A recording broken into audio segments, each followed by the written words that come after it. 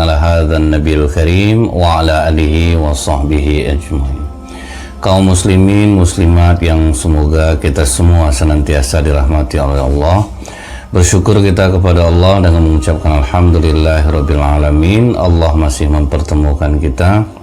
Semoga Allah senantiasa meridhai dan menunjukkan kita kepada jalan yang benar, yang membuat kita semakin sejuk hati, karena apabila kita mengikuti jalan yang telah digariskan Allah melalui lisan Rasulullah SAW, insya Allah hidup kita akan semakin tenang. Bersolawat kita kepada Rasulullah SAW dengan ucapan Allahumma salli ala Muhammad wa ala alihi wa sahbihi wasallim. Semoga dengan banyak bersolawat kita mendapatkan syafaat di yaumil akhir kelak. Sebelumnya saya mengucapkan terima kasih yang sebanyak-banyaknya kepada kaum muslimin muslimat yang menyaksikan video, yang selalu komen, yang tidak bisa saya sebutkan satu persatu namanya. Juga ada yang request beberapa judul, insya Allah akan kita bahas. Namun kita coba akan selesaikan dulu kajian kita tentang kisah Nabi dan Rasul ini. Kita sekarang masuk kepada kisah Nabi Hud alaihissalam. Nabi Hud alaihissalam ini tinggalnya di Yaman, di salah satu tempat namanya Al-Ahqaf atau Bukit Berpasir. Orang-orang Nabi Hud, umat Nabi Hud ini, mereka itu membuat bangunan yang tidak pernah dibangun oleh siapapun. Jadi mereka itu membuat rumah itu sudah seperti istana-istana. Mereka memang orang-orang yang berjiwa seni tinggi. Jiwa seninya tinggi, bukit yang dipahat oleh mereka dijadikan rumah. Ini nyaris tanpa modal kan, karena tidak perlu beli paku, tidak perlu beli semen. Jadi bukit langsung yang dihiasi mereka. Kalau kita buka di YouTube itu channel apa namanya itu tradisional, orang bangun apa ini istilahnya, primitif apa namanya judulnya. Mereka itu membuat bangunan dari tanah, jadi betul-betul mereka yang ukir-ukir sendiri dibangun. Nah, ini kelebihan umat Nabi Hud. Mereka membangun istana itu memang bukit yang mereka ukir. Kalau kita lihat dalam surah Al-Fajr ayat 7-8, di situ dikatakan Allah, yaitu penduduk Iram, ibu kota tempat tinggal kaum Ad yang mempunyai bangunan yang tinggi. Alladzi lam yukhlaq misluha fil bilad wa thamul alladzina jabu sakhra bil wad. Mereka itu punya bangunan-bangunan yang tinggi yang belum pernah dibangun di negeri-negeri lain. Jadi Allah udah sampaikan mereka ini orang yang paling baik untuk membuat bangunan-bangunan tinggi, dan itu bukit yang mereka ukir.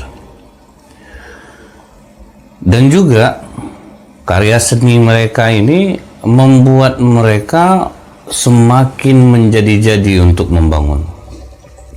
Cuman tujuan mereka membangun ini sudah beda, udah mulai nentang Allah. Mereka bangun benteng, jadi udah istana terbuat, udah bagus. Kemudian mereka bangun benteng yang kokoh. Gunanya apa? Supaya malaikat maut nggak bisa nyabut nyawa dia. Nah, udah mulai nentang nih. Inilah bahayanya kalau kita bangun rumah desainnya yang sangat indah, akhirnya timbul rasa, aduh aku pengen abadi di dunia ini. Nah, itu yang bahaya. Dibuat bangunan indah-indah, rumah bagus-bagus, habis itu mulai kita nentang Allah. Aku pengen lama hidup di dunia ini, aku pengen di rumah ini, bagaimana supaya aku tidak mati. Nah, orang-orang kaum Nabi Hud ini, mereka bangun benteng, berharap benteng itu bisa melindungi mereka dari malaikat maut. Udah mulai sombong. Ini yang diwaspadai bagi orang-orang kaya yang sudah membangun rumah bagus-bagus. Tidak ada masalah sih kita bangun rumah bagus, tapi kalau misalnya rumah itu kita bikin besar, bagus, dan kita manfaatkan rumah itu untuk kebaikan, apakah kita bikin pondok tahfiz di rumah, Karena gede kita bikin pesantren boleh, dunia akhirat kita dapat pemasukan dari orang yang mendaftar, nggak ada problem sih. Tapi dibangun rumah bagus-bagus, dulu anak 8, katanya udah tua, tinggal bangunan bagus, mau nyapu nggak sanggup, mau gaji orang nggak sanggup. Nah ini akhirnya sia-sia bangunan itu. Setelah ini mereka dikenal memiliki peradaban yang tinggi. Banyak kelebihan umat Nabi Hud ini. Dalam masalah bidang pertanian juga unggul. Bayangin, padang pasir mereka bisa sulap jadi yang hijau, jadi hijau. Tumbuh-tumbuhan tumbuh. Pandai mereka caranya untuk mengalirkan air, mengaturnya sehingga subur. Padang pasir subur mereka buat. Allah juga limpahkan air yang segar untuk mereka. Mereka juga memiliki harta dan binatang ternak. Paling kaya nih umatnya. Cerdas, mereka memiliki karya seni yang tinggi, harta, binatang ternak, air yang melimpah diberikan Allah, tumbuh-tumbuhan yang subur, kebun-kebun yang indah, dan mata air. Sayang Allah kepada mereka ini. Bukan itu saja, bahkan Allah berikan mereka kekuatan pada fisik, tubuh tinggi, kuat, perkasa mereka. Kalau mereka berperang atau menyerang suatu kaum, mudah mereka memenangkannya. Tetapi mereka menang dengan cara yang mengerikan. Jadi mentang-mentang mereka besar, kokoh, mereka menyerang itu betul-betul menyiksa. Kalau kita lihat dalam surat Asy-Syura ayat 130 sampai 134, apa kata Allah? Dan apabila kamu menyiksa, maka kamu menyiksa sebagai orang yang kejam dan bengis. Maka bertakwalah kepada Allah dan taatlah kepadaku. Ini himbauan Nabi Hud. Dan bertakwalah kepada Allah yang telah menganugerahkan kamu rezeki itu. Kita ini awal mula dari sperma, dari air, kok bisa nentang kita jadinya? Semua yang kita punya saat ini itu Allah yang ngasih ke kita. Tugas kita apa? Bertakwalah sama Allah. Gunakanlah apa yang diberikan Allah itu untuk kita semakin takut kepada Allah, bukan menentang Allah. Mereka udah dikasih nikmat yang begitu banyak, yang sudah dianugerahkan Allah kepada mereka, sampai diceritakan sama Allah, kalian dikasih binatang ternak, kalian dikasih anak, kalian dikasih kebun, kalian dikasih mata air. Tapi kok kalau kalian nyiksa orang tuh bengis, kalau nyerang orang tuh bengis. Sudah sebanyak itu nikmat Allah kepada mereka, namun sedikit pun mereka tidak bersyukur kepada Allah. Nah ini bagi kita yang dikaruniai Allah sehat, bagi kita yang dikaruniai Allah pekerjaan yang bagus, ingat itu semua Allah yang ngasih kita, bukan karena kehebatan kita. Allah ngasih kita pikiran yang cerdas, itu dari Allah. Allah ngasih kita sehat, itu kan dari Allah, bukan dari siapa-siapa. Semua yang kita miliki ini dari Allah. Seharusnya kita bersyukur kan kepada Allah, berterima kasih udah ngasih kita kesehatan, udah ngasih kita kekuatan, kita beternak jadi. Nah, kita ini kan buktinya itu apa? Ada orang hebat-hebat dipekerjakannya di kantor-kantornya bangkrut. Berarti apa? Yang ngasih itu semua adalah Allah, bukan dari kita. Kalau memang banyak orang hebat ada di Amerika, dari orang kaya raya mereka jatuh menjadi gelandangan, malah banyak utang. Itu banyak. Diakibatkan apa? Sama, kejadian ini akan berulang terus. Apa yang menyebabkan orang hancur itu? Mereka kufur nikmat. Mereka tidak mau berterima kasih kepada Allah. Mereka tidak mau semakin kuat beribadah dengan pemberian Allah yang sangat banyak. Sehingga orang banyak berubah. Waktu miskin dia taat ibadah. Begitu berubah nasibnya, dia lupa sama Allah. Nggak mau dia bersyukur. Dia menganggap ini karena kecerdasan aku. Di situ banyak orang kena. Kemudian dalam surat Al-A'raf, di sini dikatakan, dan ingatlah oleh kamu sekalian di waktu Allah menjadikan kamu pengganti yang berkuasa setelah lenyap kaum Nuh. Diingatkan. Kalian ingat nggak azab yang menimpa kaum Nuh itu? Kalian kuselamatkan. Kalianlah umat yang pertama. Setelah banjir besar itu, inilah umat yang pertama. Kami selamatkan kalian. Aku beri kalian kelebihan dalam perawakan tubuh. Kalian gagah, kalian ganteng. Nah, ujian semuanya nih. Dikasih Allah perawakan kita kekar, ini kita pamer-pamerkan. Selfie-selfie, kita melihatkan otot-otot badan kita. Nggak boleh kita sombong. Dikasih Allah perawakan bagus, jangan sombong. Buat apa otot gede nggak pernah nolongin orang, gitu. Nggak pernah ngangkatin barang orang dalam keadaan susah, malah hanya untuk gaya. Kan nggak ada gunanya, nggak manfaat gede badannya itu. Kemudian Allah ingatkan, kalian ingatlah nikmat Allah, kalian pasti akan beruntung. Jadi kalau mau beruntung gimana? Syukuri nikmat Allah. Cara mensyukuri nikmat Allah, gunakan untuk jalan Allah, untuk menolong orang, untuk membuat orang nyaman sama kita, diberikan kita kecerdasan, kelebihan berbicara. Ini dikasih kelebihan pikiran, cerdik dia, berdagang, nipu orang, dia jadi karena dia pintar, dia ngomong. Itu yang nggak boleh. Dan bukan itu saja, dalam riwayat disebutkan, bukan saja mereka tidak bersyukur, malah mereka mengerjakan maksiat dan dosa. Mereka membuat kerusakan. Jadi begitu kaya, maksiat aja kerjanya. Ini sering kita mendengar. Dapat jabatan, ketangkap di hotel. Dapat jabatan, akhirnya mereka mencuri dengan perantara jabatannya.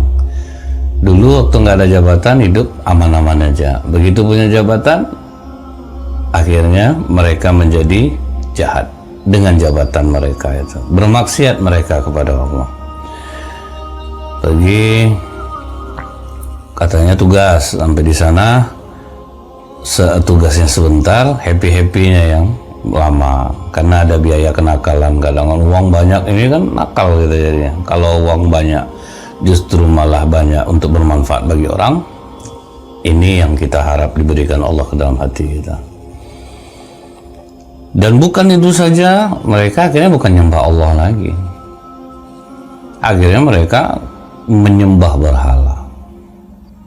Sejarah ini terus berulang. Pokoknya kalau kita udah kaya, udah senang, itu dari Allah. Jangan sembah yang lain.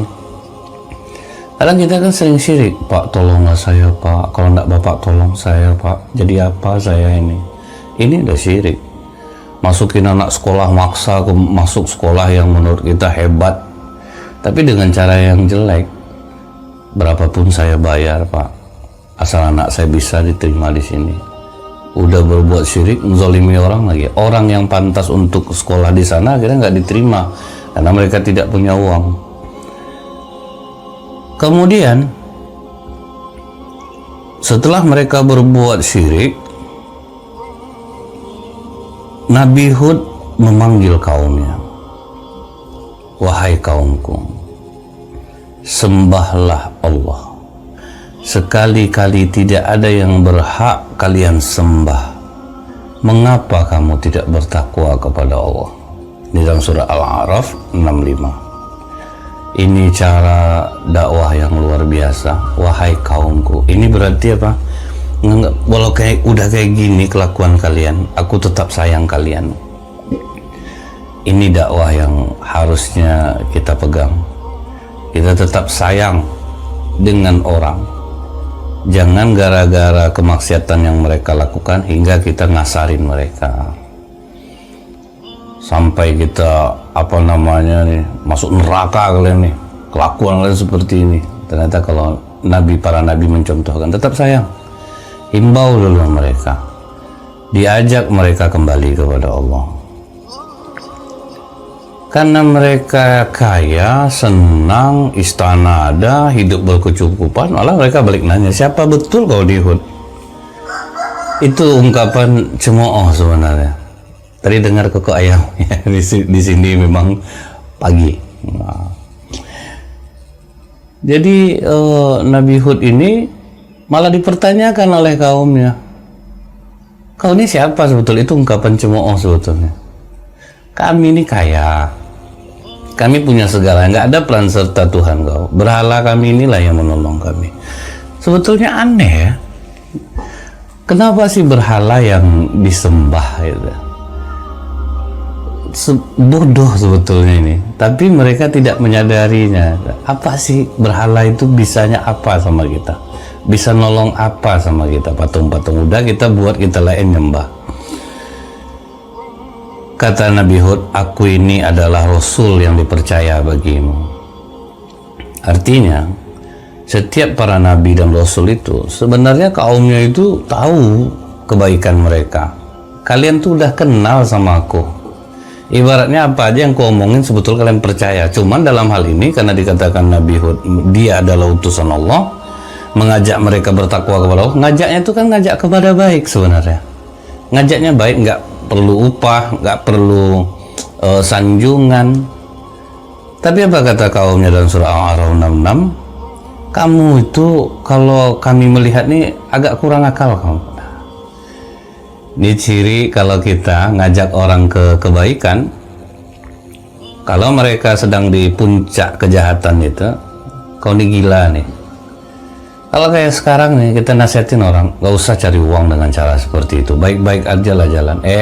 Yang haram aja sulit sekarang, apalagi yang halal. Kalau kau seperti ini kapan kau maju? Nah, malah dianggap kita tuh mundur.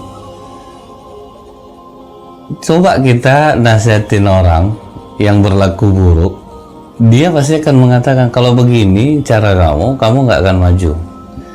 Memang harus begini sekarang. Itu keadaannya, itulah yang harus kita lakukan. Nah, mereka enggak, malah kita nih yang gila, kita nih yang bodoh. Jadi orang yang berada di jalan Allah itu pasti asing. Nah, dia pasti asing dia. Dia nggak mau nipu orang, nggak mau kerja sama untuk sebuah keuntungan. Orang mau ngasih duit berapapun dia saya nggak berani itu. Malah dia yang dianggap bodoh. Begini cara kamu nggak akan maju kamu. Padahal dia nggak lupa bahwa banyak yang mencuri seperti itu udah di penjara sekarang. Justru hidupnya nggak nyaman juga. Duit banyak dalam penjara biarlah nggak. Lebih baik hidup di luar duit banyak. Kemudian apa kata Nabi Hud menjawab? Kalian ini tahu sebetulnya aku ini bukan kurang akal. Aku ini diutus Allah untuk menyampaikan amanah-amanah Allah kepada kalian, untuk memberikan nasihat yang terpercaya kepada kalian. Kalian udah kenal aku kok. Aku bisa jawab sekarang, aku ini bukan kurang akal. Kalau aku kurang akal tentu aku nggak bisa jawab. Aku gila berarti. Yang aku sampaikan kepada kalian ini kan, yang aku sampaikan ini yang baik. Malah dinasehati, kaunya makin sombong. Itu ujian beratnya. Dibaikin, malah ngelunjak. Nah, kalau kita nih dapat yang seperti ini agak sulit kita nih.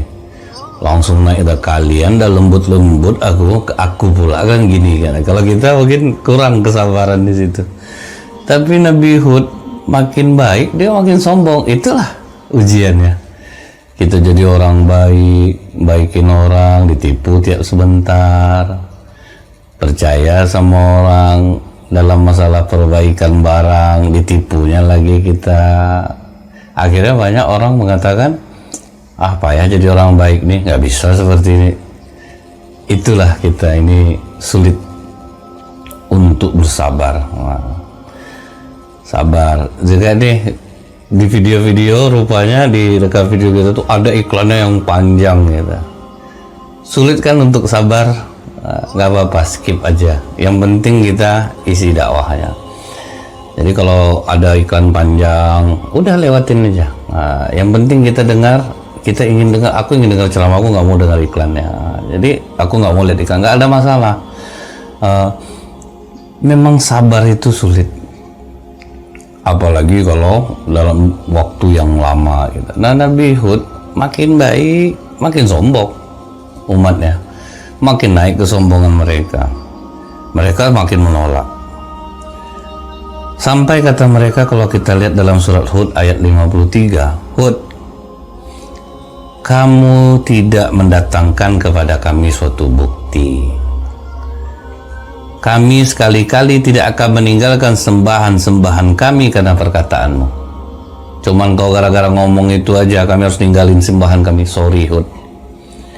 Kau kalau memang Rasul, apa bukti mukjizatmu? Nah, tidak selamanya mukjizat yang diberikan Allah itu seperti Nabi Nuh bikin kapal selamat atau Nabi Musa belah laut. Nabi Hud apa mukjizat diberikan Allah? Kesabaran dan ketawakalannya dalam mengajak umatnya. Ada dengar suara orang mau manasin mesin motor, sabar. Udah mulai dia tuh bunyi dia suara mau manasin motor, motornya susah hidup pula lagi. Nah jadi kemudian apa kata Nabi Hud? Kalian butuh bukti, sementara Rasul-Rasul sebelum ini juga sudah memberikan bukti. Yang nggak percaya tetap tidak percaya. Jadi kita sekarang ini ya, kita ngomong sama orang, kalau orang memang dablek, dia diberikan bukti pun mereka tetap tidak akan percaya. Tambah lagi kita kalau nggak punya suatu kelebihan pula, padahal kita benar nih, kita mau buktikan itu sulit. Nah itu mudah-mudahan Allah memberikan ganti pahala yang besar untuk kita. Setelah itu Nabi Hud tetap mengingatkan mereka, ingatlah nikmat Allah ini. Dari mana kalian dapat itu coba kalian ingat. Ada orang yang sama caranya nggak dapat dia segitu. Ada saya tertarik apa? Ada rumah makan di Indonesia ini, saya lupa daerahnya. Jualannya cuman nasi, kasih bawang goreng, kasih telur mata sapi. Omsetnya omset luar biasa ya. Ada lagi yang buat TS saja bisa dibikin di rumah, tapi larisnya minta ampun. Tiba giliran orang bikin TS nggak laku. Nah ini sebetulnya itu cara Allah. Allah ngasih tahu ke kita, ini cara aku ngasih rezeki. Ada lagi yang jual Indomie rebus di pinggir jalan, jualan di kaki lima, omset rasa bintang 5 kata orangnya, omsetnya gede. Itu cara Allah. Orang udah susah payah jual apa, gitu juga dengan orang bikin konten YouTube. Orang susah bikinnya, beli alat ini, beli alat itu, pergi kemana-mana untuk bisa bikin konten yang bagus. Sedikit orang nonton, tapi ada orang yang saya paling ketawa itu, dia bikin konten YouTube itu cuman duduk senyum berjam-jam, nggak ada ngomong apa-apa, cuman senyum aja, tapi viewernya banyak. Itu cara Allah ngasih rezeki. Kita kadang-kadang kan aneh nih, aku udah coba buat gini, nggak, itu urusan Allah. Allah yang ngasih rezeki. Disampaikan lagi oleh Nabi Hud dalam surah Asy-Syura 131, bertakwalah kepada Allah. Ingat yang takwa itu apa? Dosa ada di depan mata, kita hindari karena kita takut kepada Allah. Allah yang udah ngasih kalian binatang ternak, tetap diulang oleh Nabi Hud. Anak-anak yang sehat, kebun-kebun dan mata air. Kemudian Nabi Hud himbau mereka, mohon ampunlah kalian kepada Allah, bertobatlah kepadanya. Jadi kita ini ajak orang, kalau orang pas putus asa, misalnya dia pas bilang sama kita, saya ini udah banyak betul dosa, apa mungkin diampuni Allah? Allah akan ampuni. Kau minta ampun aja kepada Allah. Kau minta ampun kepada Allah, tinggalkan kemaksiatan yang kau lakukan, Allah akan mengampunimu. Ini kaum Nabi Hud udah berapa itu sampai nyembah berhala, masih ditawari oleh Nabi Hud, minta ampunlah kalian kepada Allah, bertobatlah kalian kepadanya. Kalau sempat kalian bertobat, Allah akan turun hujan yang sangat deras untuk kalian. Allah tambah kekuatan kalian. Jadi kalau mau kuat, dekat sama Allah, minta ampun kepada Allah, bersyukur kepada Allah. Kalau mau diturunkan Allah rahmat atau hujan, bertobatlah kepada Allah, bersyukur kepada Allah. Syaratnya kata Nabi Hud di penghujung ayat ini, disampaikan Allah dalam surah Hud 52, jangan kamu berpaling dan jangan berbuat dosa. Udah itu aja, jangan sampai berpaling dari jalan Allah, jangan lagi buat dosa, maka Allah akan tambahkan kekuatan kita, Allah turunkan rahmatnya. Tapi ternyata umatnya sudah mati hatinya, itu nggak mau juga. tetap menyembah batu. Mereka balas nasihat Nabi Hud ini dengan mengolok-ngoloknya. Jadi karena udah jelas udah mati nih hatinya, udah nasihati nggak bisa, udah dibaikin memang tambah melawan, udah lembut cara Nabi Hud berdakwah. Akhirnya di dalam surat Hud 54-57 apa kata Nabi Hud? Sesungguhnya aku bersaksi kepada Allah dan saksikanlah oleh kamu sekalian, aku telah berlepas diri dari apa yang kamu persekutukan. Aku nggak tanggung jawab lagi. Aku berlepas diri dari berhala kalian. Kalian jadikanlah tipu daya kalian semua terhadapku. Ini aku ingkari berhala kalian, minta sama berhala kalian itu mau mencelakakan aku, sila mintalah sama berhala kalian. Coba kita uji. Minta aku celaka, mau minta apa saja kalian, aku akan bertawakal kepada Tuhanku. Kalian ingat, binatang-binatang melata pun Allah yang memegang ubun-ubunnya, Allah yang berkuasa. Setelah aku sampaikan amanat ini kepada kalian, padahal Allah sudah menyelamatkan kalian dari dulu banjir, diselamatkan kalian, malah kalian seperti ini sifatnya. Dinasihati lagi, mereka tetap menyombongkan diri dan membangga-banggakan dirinya. Waduh, itu beban yang paling berat ketika kita dibully. Kita udah nyampaikan yang baik, kita nasihati malah kita tuh dibully. Jadi pembuli-pembuli ini dari zaman dulu tuh sudah ada. Jadi ketika kita dibully orang, kalau misal dia mainnya fisik, lebih baik hindari mereka. Tapi kalau masih kata-kata, dihina, direndahkan, jangan masuk hati, nggak usah diperdulikan. Cara nggak memperdulikannya berarti jangan pandang. Yang kedua, bulian mereka itu justru membuat pagar bagi kita. Jadi bukan malah kita terbenam. Seharusnya kalau orang muslim itu seperti orang naik tangga, dipukul di bawah, naiknya malah ke atas. Mereka nantang dalam Fusilat, ayat Fusilat, surat Fusilat 15, siapa yang lebih kuat daripada kami ini? Nah, nih, orang-orang kaya, orang-orang berharta, orang-orang memiliki kekuatan, ini gampang terserang. Aku kaya, aku bisa ngapain aja. Tahun 1980 itu negara terkaya di dunia, mungkin kita nggak pernah dengar, namanya Nauru di Australia, dekat Australia negara itu.